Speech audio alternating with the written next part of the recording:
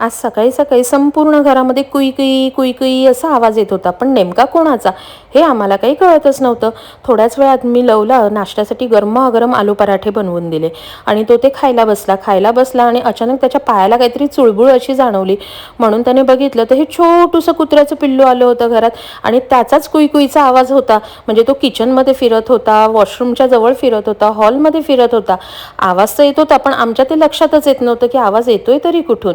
मग आम्ही चिमुकल्या कुत्र्याच्या पिल्लूला दूध वगैरे खाऊ पिऊ घातलं आणि बाहेर सोडलं. नाश्त्यासाठी माझ्यासाठी आणि यांच्यासाठी पोहे बनवले, पण आमचा कुश त्याला वेगळं काहीतरी पाहिजे म्हणून त्याने स्वतःच्या हाताने मस्त असं पालक टाकून पालकचं फिलिंग करून ऑमलेट बनवलं होतं. खूप वेगवेगळ्या प्रकारचे ऑमलेट बनवत होतो, एकदम खवय्या आहे. त्याचबरोबर मग आता लवलासुद्धा एक नवीन त्याची फरमाईश म्हणा किंवा काय ते असेल ते असो, त्याचं असं म्हणणं आहे की मम्मी तुला आजारी आहेस ना, तुला बरं वाटत नाही आहे ना, तू कॅमेरा हँडल नाही करत आहेस ना, तर मी एक काम करतो, तुझी हेल्प म्हणून आजपासून मी तुझ्यासाठी व्लॉगिंग करतो. आणि माझी तयारी झाली होती ती बाहेर जाण्यासाठी.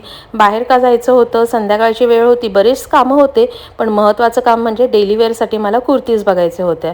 तर आता ह्या मी दाखवते नेक्स्ट व्लॉगमध्ये. आणि उन्हाळा चालू म्हटल्यावर उसाचा रस हा घरी येणारच येणार.